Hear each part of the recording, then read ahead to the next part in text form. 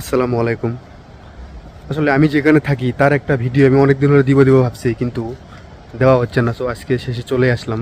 So আমি যেখানে থাকি এটার একটা ভিউ যদি আপনাদের দেখাই, আমার পিছনে যে বিল্ডিংগুলো দেখতে পাচ্ছেন, সো প্রায় এখানে 10-12টা বিল্ডিং আছে। 10-12টা বিল্ডিং মিলে এখানে একটা জায়গা আছে 8 নম্বর ফ্লোরে, দেখার মতো একটা জায়গা।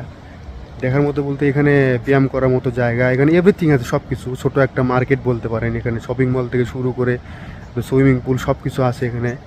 এখানে নাই এমন কোনো জিনিস নেই, এখানে সব কিছু আছে দেখেন।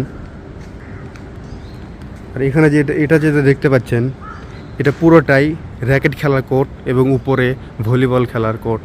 আর এই পাশে এগুলো সুইমিং পুল। আর উপরে যেটা দেখতে পাচ্ছেন ওই যে কাচের গ্লাস, ওইটা জিম করার জায়গা, ব্যায়াম করার জায়গা। সুইমিং পুল দেখেন, পানি কত সুন্দর ক্লিয়ার। এটা পুরোটাই সুইমিং এরিয়া, এখানে সুইমিং করা হয়।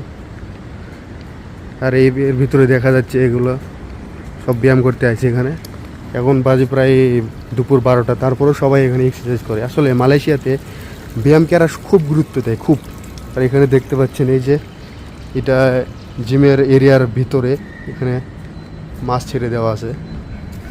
আসলে এরা কোনো কিছু কমতি রাখে না। হ্যাঁ, যত ধরনের টেকনোলজি এরা ব্যবহার করে সব কিছু ভালো রাখার চেষ্টা করে দেখেন।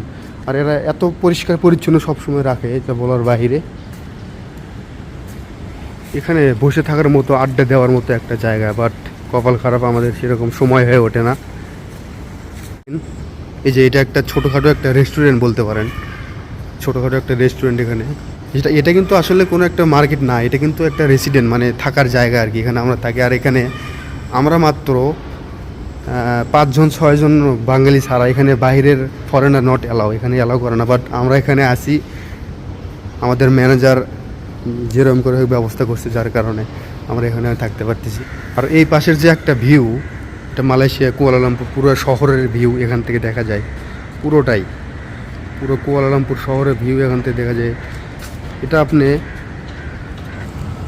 লাখ লাখ টাকা খরচ করলে মনে হয় আপনারা এরকম একটা ভিউ পাবেন না। আর এখানে দেখেন নিচের পানি, সুইমিং পুলের পানি, এটা রেগুলার চেঞ্জ করে। আর এখন দেখুন পানি চেঞ্জ হয়ে যেতেছে, এরকমভাবে চেঞ্জ হয় রেগুলার। আর এই পাশে এটা দেখতে পাচ্ছেন, এটা একটা মিনি মার্কেট। এটা প্রায় 13-14 ঘন্টার মতো খোলা থাকে, এখানে সব কিছু পাওয়া যায়। এই ভিডিও নিয়ে আমি সরাসরি আসবো একদিন ইনশাল্লাহ। সো মিডল ইস্টের কান্ট্রি হিসেবে অনেক অনেক এগিয়ে গেছে মালয়েশিয়ার মতো দেশ, অনেক উন্নত হয়েছে। আমাদের বাংলাদেশটাও যদি এরকম উন্নত হইতো মালয়েশিয়ার মতো, তাহলে কতই না ভালো হইতো। সবাই ভালো থাকবেন, সুস্থ থাকবেন। আসসালামু আলাইকুম।